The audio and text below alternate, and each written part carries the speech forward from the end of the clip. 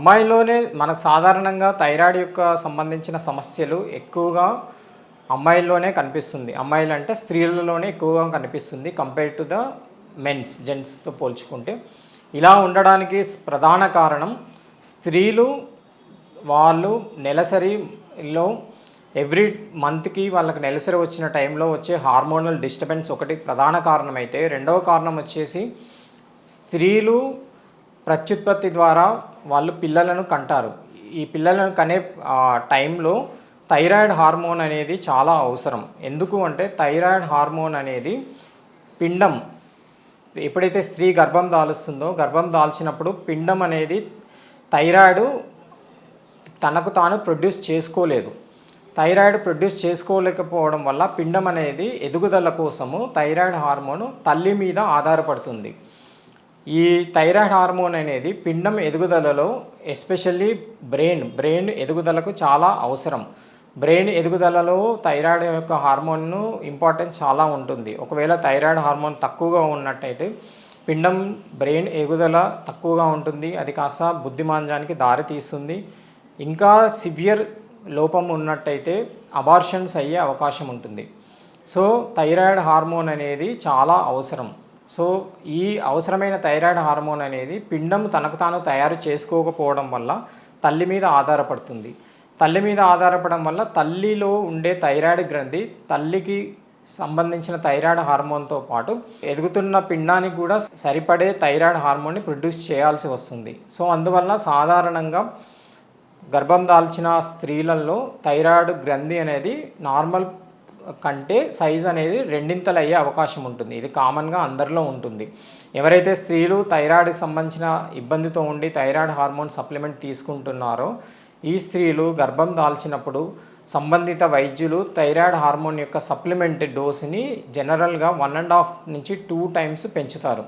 ఈ 1.5 to 2 times పెంచవలసిన అవసరం ఎందుకు అంటే తల్లి ఆల్రెడీ తీసుకుంటున్న హార్మోను పిండంకి కూడా అవసరం కాబట్టి దాని డోసుని పెంచడం జరుగుతుంది.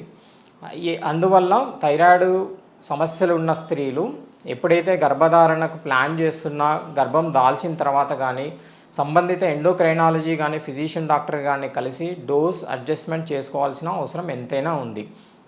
సో ఈ విధంగా గర్భం దాల్చడము, తర్వాత స్త్రీలకు సంబంధించిన నెలసరి వల్ల అంటే ఋతుక్రమం వల్ల వచ్చే హార్మోనల్ చేంజెస్ వల్ల థైరాయిడ్ హార్మోన్ అనేది హెచ్చుతగ్గులకు లోనవుతుంటుంది.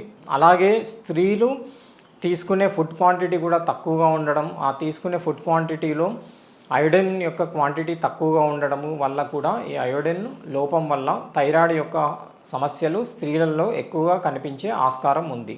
దీనితో పాటు జెనెటిక్ ఫ్యాక్టర్స్ అంటే ఎక్స్ క్రోమోజోమ్ వల్ల వచ్చే కొన్ని రకాల సమస్యల వల్ల కూడా స్త్రీలలో థైరాయిడ్కి సంబంధించిన సమస్యలు ఎక్కువగా కనిపిస్తూ ఉంటాయి. అది ఎలా అంటే స్త్రీలకు సంబంధించినంత వరకు ఆటోఇమ్యూన్ జబ్బులు చాలా ఎక్కువగా ఉంటాయి.